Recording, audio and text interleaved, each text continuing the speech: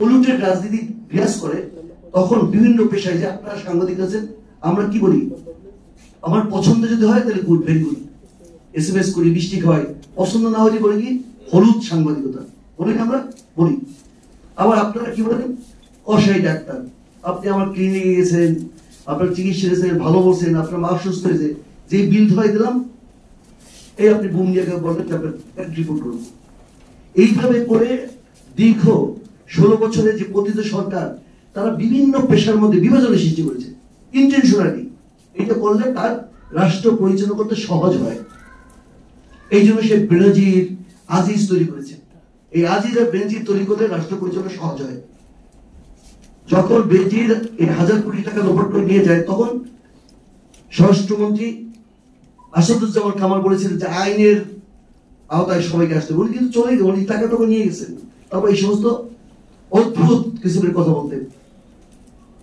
এবং আপনারা দেখেছেন যে এখন বেরোচ্ছে যে বিভিন্ন বিদ্যুৎ উৎপাদনের কারণ দেখিয়ে, বিভিন্ন লোনের কারণ দেখিয়ে বিভিন্ন ভাবে কিভাবে লুটপাট করে দেশটাকে শেষ করে দিচ্ছে। স্বাস্থ্য সেবা বিচ্ছিন্ন কোনো জিনিস না। আর চিকিৎসক তারা আসমান থেকে ফেরেশতার মতো নেমে আসে নাই। এক বাবার এক ছেলে সাংবাদিক হয়েছে, একজন আইনজীবী হয়েছে, একজন ডাক্তার হয়েছে, একজন বৈজ্ঞানিক হয়েছে। কাজে অন্যরা সবাই অমানবিক আচরণ করবে আর ডাক্তার পুরোপুরি ফেরেশতা হয়ে যাবে, এটা তো আশা করতে পারেন না। আপনি গাভীকে যেমন খাওয়াবেন, গাভী সেভাবে দুধ দেবে। This is service. এই সার্ভিস যদি আপনাকে নিতে হয়, তাহলে সার্ভিস প্রোভাইডার যে তাকে মেন্টালি এন্ড ফিজিক্যালি হেলদি রাখতে হবে।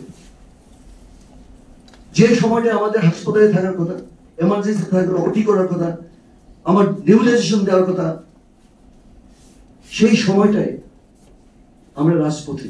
খুবই দুঃখজনক, জাতির জন্য কলঙ্কজনক।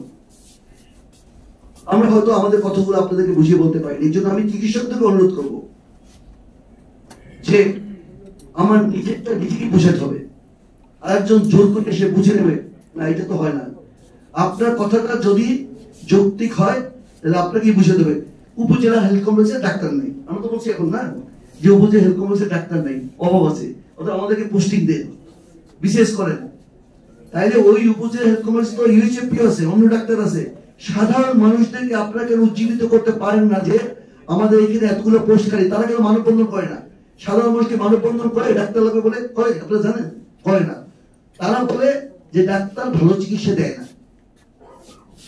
তাহলে এখানে সার্থকতা, ব্যর্থতা, এগুলোকে একাকার করে নিয়ে কথা বলতে হবে। আমি যদি যোগ্য হই, আমরা কি বলছি, বৈষম্য থাকবে না। মানে কি,